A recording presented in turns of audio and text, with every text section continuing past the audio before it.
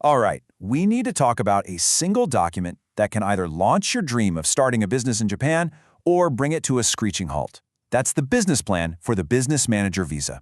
If you get this wrong, it's not just a piece of paper. It's your entire future on the line. So, let's get into it. To really understand what's at stake here, I want to start with a story. It's a personal one, but it's also a story that happens all the time.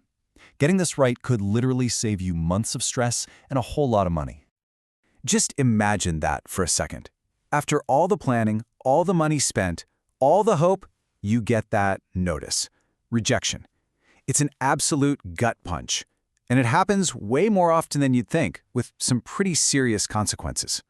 And we're not talking about just a minor setback here. For so many people, a rejected plan means their company is dead in the water before it even starts. Their life in Japan, over. Everything you've worked for just feels like it's about to completely crumble.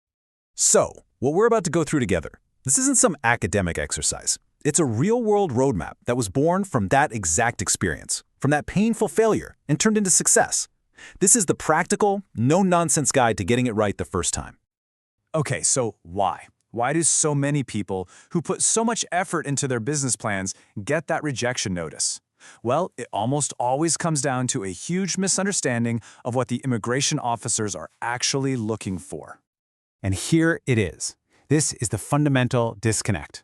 You, the applicant, you're focused on one thing, filling out a document. You're checking the boxes. But the immigration officer reading it, they're asking a totally different and much more important question.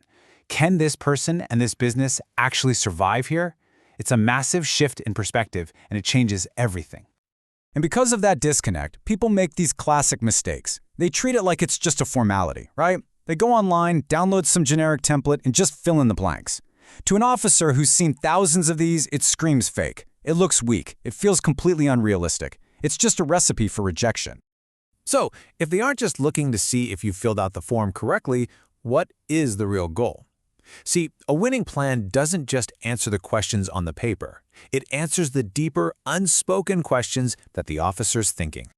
And it really all boils down to these three things. They need to believe in these three pillars. Number one, is this a real business? Number two, is the person behind it a serious person? And number three, does their plan for the future actually make sense? If you can prove these three things, you're in a great position. And this is the key takeaway, the big mindset shift you have to make. Stop thinking of it as just another document you have to submit. Start thinking of it as your single most important piece of evidence. It is your proof that you can build a sustainable life for yourself in Japan. Okay, so how do you do that? How do you actually provide that proof? Let's get into the solution.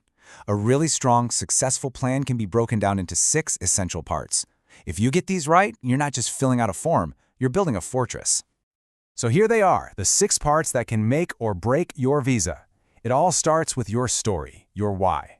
Then we get into the what and the who, what you actually do and who you're doing it for. After that is the how you make money. Then you back it all up with proof, numbers that are believable. And finally, it all points to your future vision. Each part has to connect perfectly to the next. So let's talk about that first part, the story. This is your foundation. I mean it. If you can't give a clear, passionate, and believable answer to these 3 questions, why this business, why does it have to be in Japan, and why are you the person to do it, then the whole thing is going to feel shaky from the start. Next up, what you actually do. And here's a huge tip. Forget all the fancy business jargon. Synergizing solutions means nothing. They want to know in simple, concrete terms, what happens every day? What are the real actions you take to make your business run? This is a perfect example. I love this. It's not, I facilitate international automotive logistics. No, it's, I export used cars. I buy them from auctions in Japan. I handle the shipping. Boom. It's clear, it's real, and it's totally believable. That's the level of detail you need. Now let's talk about the part that terrifies everybody, the numbers. The biggest mistake people make is trying to show these huge, crazy profits. You have to resist that temptation. Immigration would much rather see a plan with a small but believable profit than one with giant numbers that feel fake.